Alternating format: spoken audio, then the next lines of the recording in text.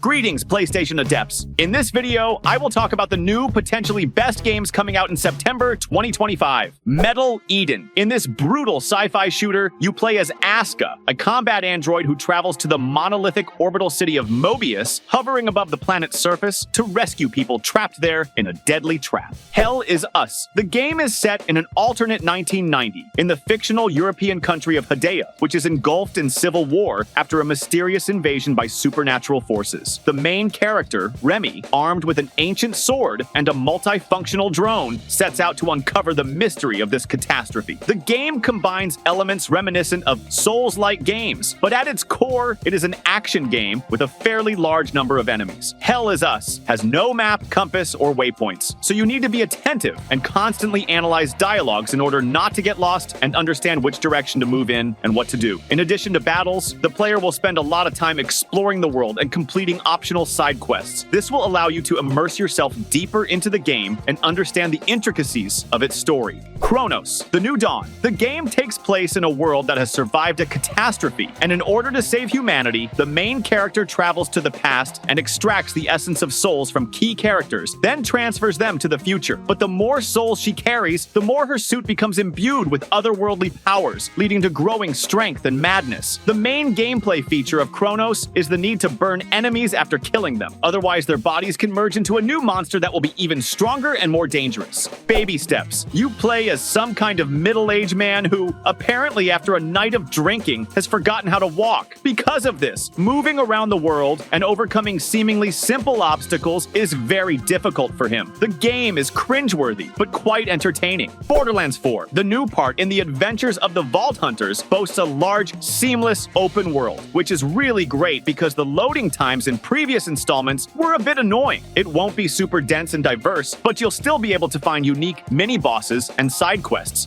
essentially the same as before, but with a seamless world and smooth transitions between biomes. The heroes have become even more mobile. They can not only run, shoot, and jump, but also dash, roll, swim, climb walls, use zip lines, and use a hook to pull objects, which should significantly diversify the firefights. Significant changes have been made to the weapons. They can be disassembled into components, then combined and customized to suit your taste and style. In addition to this, new weapon brands and unique firing modes have been added, which were also lacking. As for the plot, it has been made more mature and serious, which in my opinion is a strange decision since Borderlands has always been famous for its madness and frivolity. But apparently, this change is due to the rejection of the overly youthful villains from the third part. Frostpunk 2. This is a city-building simulator where the player must manage a settlement and prevent its inhabitants from freezing to death. In the second installment, the developers have placed greater emphasis on community issues, so the player will have to make even more difficult political, moral, and social decisions that the inhabitants will not always be happy with. Another important difference in Frostpunk 2 is that players will no longer be able to pass laws on their own. They will first need to obtain the support of the inhabitants through a vote. In addition, the settlers belong to different factions with radically different views on life, so players will have to work very hard to gain the support of the majority. After being delayed by a month, Dying Light. The Beast will be released in September. The game continues the story of Kyle Crane, who escapes from the mysterious Baron after 13 years of captivity. The action takes place in the Castor Woods, once popular with tourists, but now filled with zombies. The hero searches for his captors to avenge years of suffering. The Beast features more nature than previous games in the series, but parkour remains a key element. Despite the abundance of trees, there are enough buildings and objects in the woods to move around.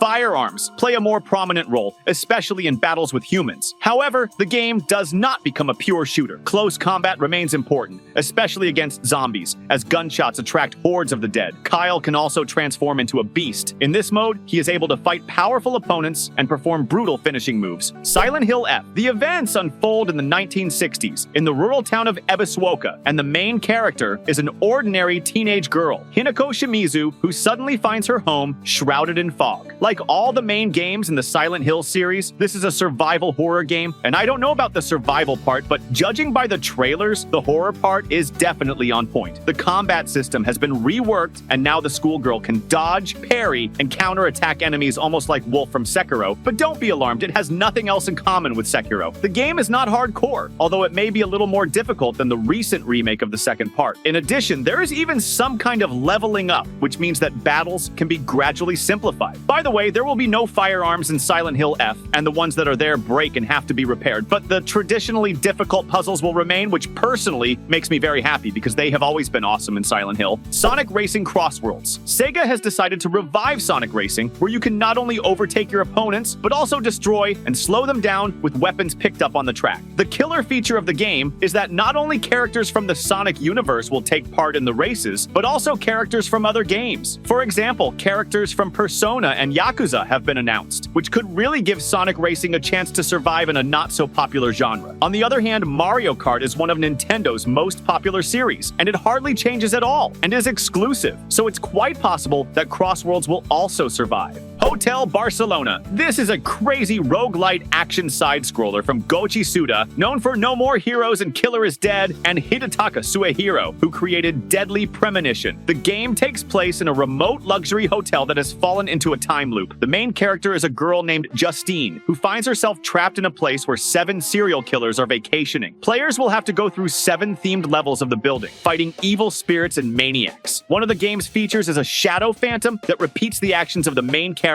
from the previous run. September will be the most devastating month for my wallet. Cronos. The New Dawn intrigues me with its uniqueness and storyline, and I can't wait to embark on a journey through time and begin unraveling its mysteries and secrets. The new Silent Hill game is appealing not only because of the main character's short skirt, but also because of its cruelty and the inherent nastiness of Japanese horror games. As I said last month, after the release of the second part, I didn't want any more Dying Light, but the beast has reawakened my appetite, and I hope the game will feel as good as it looks in the trailer. Well, I've always had warm feelings for the Borderlands series because I played the first and second parts with a friend in co-op, and it was very cool. I played the other games in the series alone, but that was also very interesting and fun. I hope the fourth part doesn't fall flat. I am equally interested in Hotel Barcelona. I recently tried Lollipop Chainsaw and Killer is Dead, and I really enjoyed these games, so I immediately took note of this project from Goichi Suda as well. As for Hell Is Us, it also looks intriguing, but I am very confused by the lack of pointers and maps in the game. Of course, I've played games without them before, but I can't say it was a pleasant experience. I could easily get lost or simply forget where to go after a few days break, and then walk around in circles, trying to figure out where I had already been and what I had done. Write in the comments which September new games you liked, subscribe to the channel, and click the bell icon so you don't miss my new videos and can learn more about PlayStation. Play and win. See ya!